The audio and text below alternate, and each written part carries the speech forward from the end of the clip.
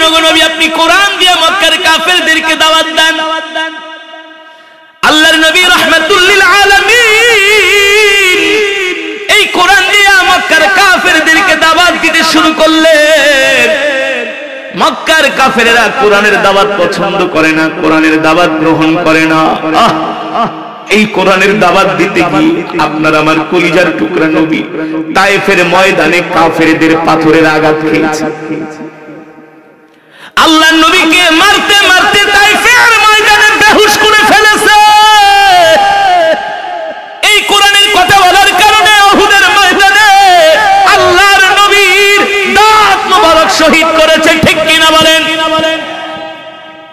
হাশরের ময়দানে যেই দিন আল্লাহ তাআলা জান্নাতীদেরকে ডাক দিবে, আল্লাহর নবী ডাক দিবে, এ কে কে আমার উম্মত আসো, আমি তোমাদের জন্য